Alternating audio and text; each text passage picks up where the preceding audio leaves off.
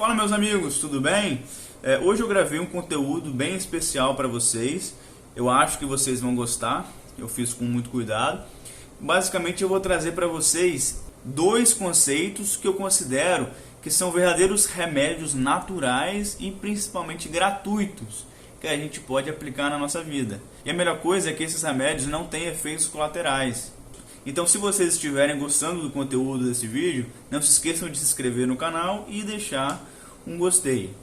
Primeira coisa que eu quero falar para vocês é que a gente tem que entender que o nosso humor, ele não é simplesmente uma linha reta. Não existe nenhuma pessoa no mundo que não tenha oscilações de humor. Tem dia que você vai acordar mais motivado, tem dia que você vai acordar mais desmotivado, e isso é normal. O primeiro passo é você ter essa autoconsciência, que você não é um vegetal, você tem sentimentos, beleza? E esses remédios naturais que eu trouxe no vídeo são para nos ajudar a enfrentar as situações do dia a dia. E é justamente para isso que o estoicismo serve. Ele é uma filosofia prática, não simplesmente uma filosofia para você ficar pensando nas coisas impossíveis que você não controla. Não que elas não sejam importantes também, mas eu gostei muito do estoicismo justamente por ele ter esse caráter prático, que a gente pode aplicar na nossa vida. Eu vou trazer para vocês a definição do Nassim Taleb, autor do livro Antifrágil, sobre o que ele entende sobre estoicismo e sobre controlar emoções com o estoicismo. Taleb fala o seguinte: o estoicismo está relacionado à domesticação, mas não necessariamente à eliminação das emoções. Não se trata de transformar os seres humanos em vegetais. Minha ideia do moderno sábio estoico é alguém que transforma medo em prudência, sofrimento em informação, erros em iniciação e desejo em comprometimento. Então dá para a gente ver, a partir da visão do Nassim Taleb, é que o estoicismo ele não é eliminação de emoções, e sim você ter a capacidade de transformá-las. O primeiro remédio que eu vou trazer aqui para vocês é justamente o do Marcos Aurelius, que era um filósofo imperador romano e era o homem mais poderoso de seu tempo. E ele era conhecido por ser um dos maiores filósofos estoicos de todos os tempos. Ele tem uma frase que eu vou falar em inglês porque é muito mais bonito e depois eu vou traduzir para o português, que é a seguinte: Be tolerant with others and strict to yourself. Significa, seja tolerante com os outros, mas seja exigente ou rígido com você mesmo. Essa frase talvez ela pode ser mal interpretada se você pegar ela fora de contexto. Marco Aurélio diz o seguinte sobre ser tolerante com os outros. Vou te dar um exemplo aqui prático e real da nossa atualidade. Se você é uma pessoa que está gostando de se transformar, você está lendo livros, você está progredindo financeiramente, subindo na sua empresa, seja lá o que você considera como sucesso, você está progredindo, vamos botar assim, você não pode forçar os seus amigos, as suas pessoas próximas a mudarem também. Você pode influenciar essas pessoas até certo ponto.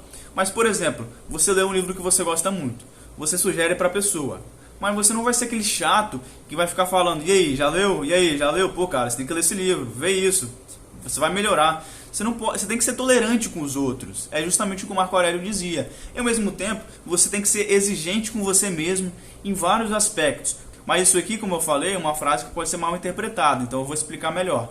Exemplo, você tem que ser exigente com você mesmo para não ser uma pessoa preconceituosa.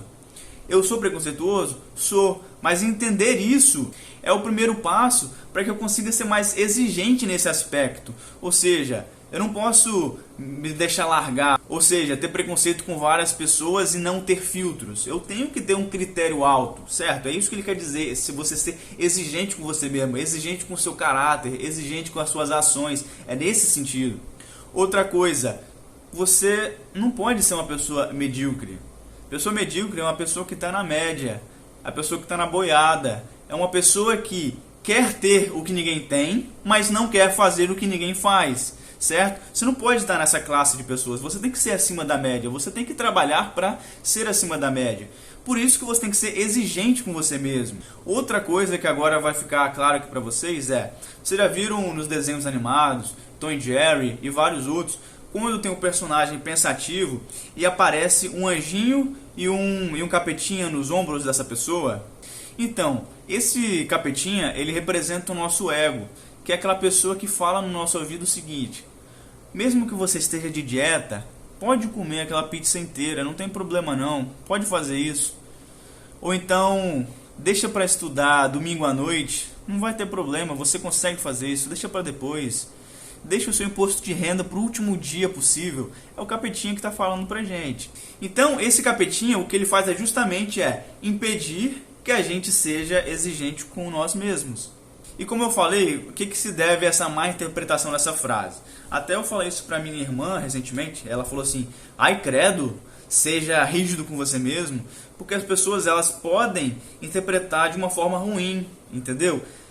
Ao longo do vídeo vai ficar mais claro como que é o outro remédio que evita com que a gente se sinta dessa forma. Bom, tudo isso aí do Marco Aurélio, você ser tolerante com os outros e você ser strict to yourself, ou seja, você ser exigente ou rígido com você mesmo, gera uma coisa que é o mal do século, que é a ansiedade, que a maioria das pessoas tem esse problema. Pode gerar essa ansiedade se você não souber utilizar essa frase. Então, para isso, eu trago o segundo remédio, que vai contrabalancear exatamente esse primeiro que eu dei para vocês. O segundo remédio é de um outro filósofo estoico muito famoso, que se chama Sêneca. E particularmente eu considero que essa é a minha frase favorita de todos os tempos, que é um remédio natural para a ansiedade. Sêneca dizia o seguinte: We suffer more often in imagination than in reality. O que isso significa? Nós sofremos mais na imaginação do que na realidade. Quando você está ansioso, você pensa nesse remédio natural, na hora você acalma, que você pensa assim, caraca, essa ansiedade maluca está dentro da minha cabeça, não é realidade. Então, é uma forma de você refletir e você conseguir lidar com os seus sentimentos e transformar os seus sentimentos muito interessante. E como eu falei para vocês logo no início do vídeo, o nosso humor, ele oscila. A gente não acorda da mesma forma, com o mesmo gás todos os dias.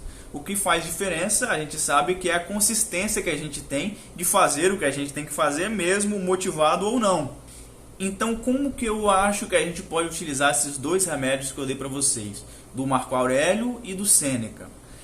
Quando a gente está tendo muita procrastinação, né, a gente está procrastinando muito, a gente tem que lembrar sempre do Marco Aurélio, tem que ser exigente com você mesmo, você tem que fazer o que você sabe que você tem que fazer.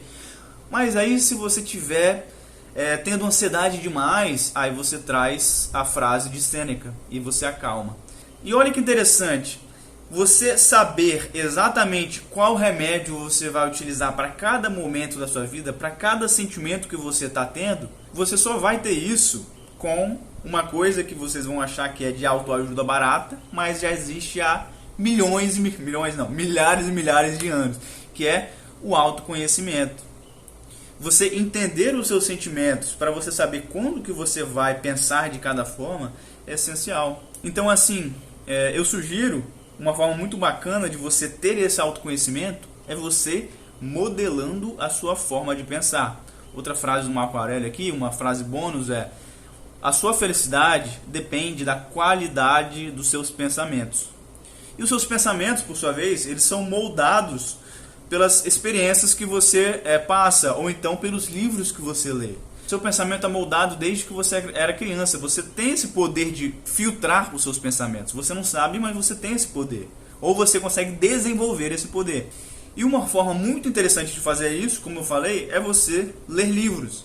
Mas eu sugiro não ler livros simplesmente best-sellers de autoajuda barata. Eu sugiro que você leia livros de pessoas que já pensaram e já tem várias respostas para perguntas que a gente faz hoje. E existem livros que você pode comprar na Amazon em 3 cliques, que chegam na sua casa em 3 ou 4 dias no máximo, que esses livros são capazes de modelar a sua forma de pensar. Assim como eu adoro fazer isso comigo mesmo. Eu estou lendo alguns livros muito antigos e são extremamente atuais. Então, se vocês acharem interessante também passar por essa remodelagem de pensamento, eu deixei aqui na descrição algumas sugestões de livros, justamente no mesmo lugar onde eu compro os meus livros, caso vocês queiram conhecer. Então, espero de verdade que vocês tenham gostado do conteúdo desse vídeo, espero que vocês consigam aplicar o conceito que eu passei para vocês aqui, porque, como eu falei, o estoicismo é justamente isso, você aplicar a filosofia na sua vida. e não simplesmente devagar sobre coisas que estão fora do seu controle. Você tem que focar em coisas que você controla, você tem que focar naquilo que vai te desenvolver como pessoa. Hoje a gente chama de desenvolvimento pessoal, mas isso já existe há milhares de anos. Então espero que vocês tenham gostado do vídeo, se inscrevam caso não tenham se inscrito ainda e deixem um like no vídeo. Até a próxima e tchau!